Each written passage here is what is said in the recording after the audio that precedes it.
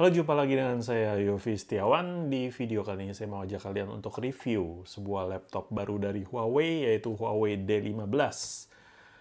Ini baru dirilis kayaknya di tahun 2020 ini bersamaan dengan D14. Jadi ini adalah laptop D series dari Huawei. Seperti apa laptopnya? Kita simak video berikut.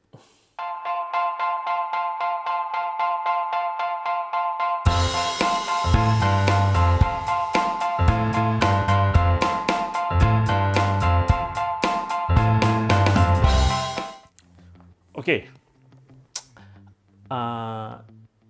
Yang mana kira-kira laptop Huawei? Kalau saya tutup begini, mungkin kalian agak sedikit bingung ya.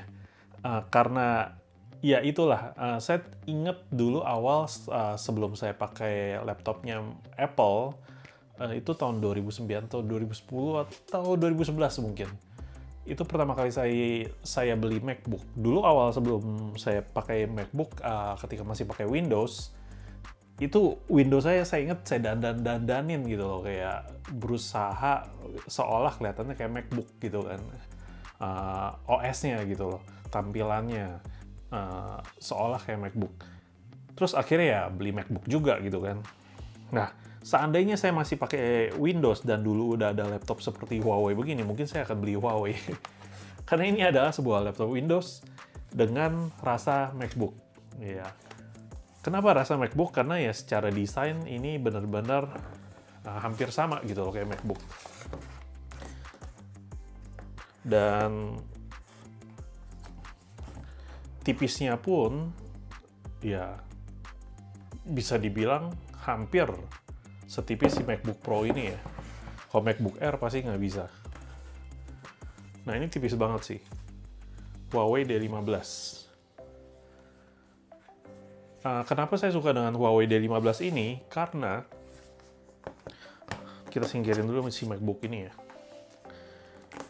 Karena dia desainnya sangat minimalis, ringkas, dan dia nggak seperti kebanyakan laptop ini mid-range ya, karena harganya cuma sekitar 8 jutaan. Jadi bisa dibilang ini laptop mid-range. Dia itu nggak seperti kebanyakan laptop mid-range pada umumnya yang desainnya itu agak tebal-tebal. Ini lumayan kelihatan seolah kayak laptop yang belasan juta gitu loh, atau 20 jutaan gitu loh. Jadi benar-benar value for money banget dari sisi desain. Nah, dalamnya sendiri gimana? Setelah kemarin saya unboxing, tentu saya coba install ini itu, saya setup dan saya coba gunakan lah ya untuk beberapa waktu. Ternyata menurut saya cukup memuaskan sih dan rekomen banget laptop D15 ini. Jadi sedikit yang bisa saya share adalah layarnya berukuran 15,6 inch. Jadi ini gede banget layarnya. Dia IPS full view screen. Jadi benar-benar layarnya itu kayak nyaris bezel-less ya. Bezel-less itu artinya ya bezelnya itu kecil banget gitu loh. Brightness-nya 250 nits doang. Jadi kalau kalian pakai di tempat yang terlalu terang memang kurang nyaman, mungkin kurang jelas. View angle-nya bisa 178 degree gitu. Jadi kayak dari samping begini masih cukup jelas gitu maksudnya. Dan dia lumayan tekukannya ya, view angle-nya begini ya. Ini benar-benar nyaris lurus gitu loh. Nyaris lurus. Tapi nggak lurus banget. Jadi benar-benar sangat tipis. Dia aspek rasionya itu 16:9. Dan tapi ini nggak touchscreen, of course. Laptop range yang nggak nyampe 10 juta ini nggak touchscreen. Dia 87% screen to body ratio. Bezelnya itu cuma sekitar 5,3 mm, jadi tipis banget. Tapi karena bezel yang tipis ini kan bezelnya tipis di samping dan di atas ya. Dia itu jadi mengorbankan kamera. Karena kameranya nggak ada di atas ini, kameranya ada di keyboard. Jadi ada satu tombol yang kalau kalian pencet, ini disebut recessed kamera, cuma 720p. Dia itu memang kalau untuk video call mungkin rasanya jadi agak aneh karena terlalu low banget angle-nya, gitu seolah nembak ke lubang hidung kalian. Tapi setidaknya memberikan rasa aman, maksudnya karena Seperti kalian mungkin pernah lihat si Mark Zuckerberg pernah kelihatan di foto itu dia tutup kamera laptopnya gitu loh. Tapi ya dia orang penting gitu ya. Kalau kita sih ya saya sendiri sebetulnya jarang pakai kamera untuk video call seperti ini. Jadi saya pikir it's okay lah.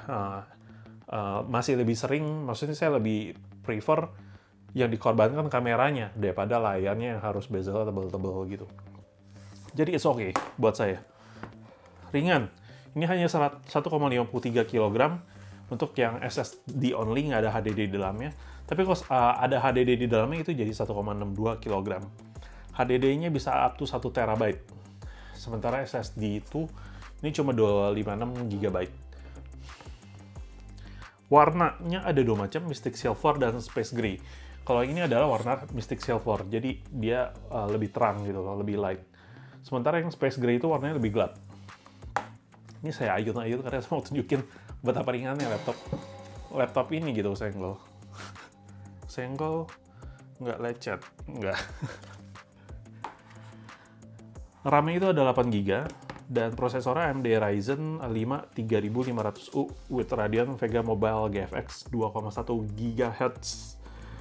PCIe SSD 256 GB, bisa ekstra 1 TB HDD juga. Lalu ini ada fitur Huawei Share. Jadi kalau kalian pakai mobile smartphone Huawei, itu bisa dengan gampang transfer file dari HP dengan cuma nyentuhin ke sekitar sini nih. Ini ada stikernya ya, Huawei Share.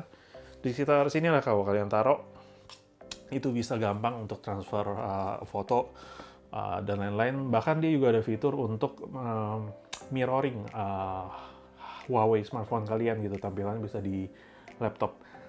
Tapi buat saya itu bukan sesuatu yang mungkin akan saya sering pakai juga gitu loh.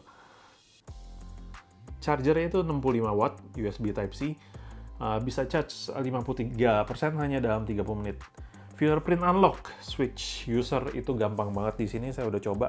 Jadi misal kalian set ini laptop dipakai untuk bersama anggota keluarga lainnya, itu kalian mungkin mau bedain desktop antara kalian dengan anggota keluarga lainnya, itu gampang buat user. Terus setiap user daftarin fingerprint sendiri. Jadi ketika nyalain laptopnya kan, mau ngomong kan tekan tombol powernya untuk nyalain laptopnya. Nah, otomatis sistem komputernya akan menganalisa yang pencet itu siapa. Jadi dia akan diarahin langsung ke desktop si user yang terkait itu. Jadi ini benar-benar sangat ringkas, mudah, dan nyaman untuk akses fingerprint, untuk akses desktopnya. Dia disupport dengan I/O-nya ya, itu USB 2.0 itu ada dua di sebelah sini, kanan. Lalu audio jack juga di kanan, dan sebelah kiri ada USB 3.0 yang lebih modern dan lebih cepat transfer datanya.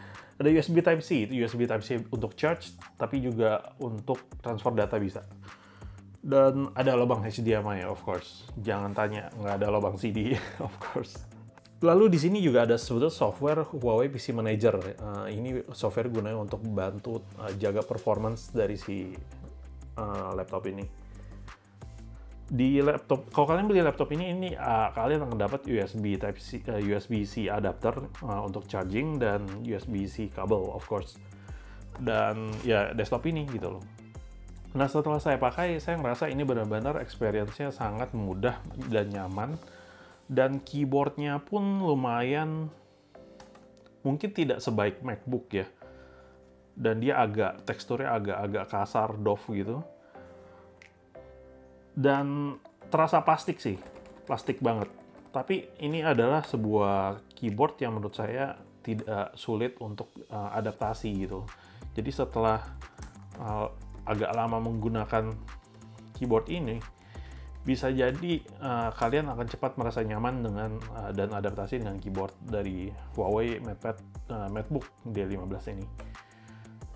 Jadi itu aja mungkin dari saya, karena ini adalah laptopnya udah menggunakan SSD. Jadi ini adalah sebuah laptop yang saya pikir rekomend banget untuk dipakai di 2020. Dan saya rasa ini bisa jadi laptop yang masih relevan bahkan 5 tahun ke depan. Jadi ketika kalian beli, don't worry, saya rasa ini akan tetap punya performance yang bagus setidaknya, dan kalian bisa gunakan mungkin setidaknya sampai 5 tahun ke depan masih oke banget. Itu aja mungkin dari saya. terkait Huawei MateBook D15. Kalau kalian punya komentar, mungkin tambahan something yang saya lupa mention, kalian bisa mention aja di komen di bawah. Dan jangan lupa klik like, comment, and subscribe. Bye.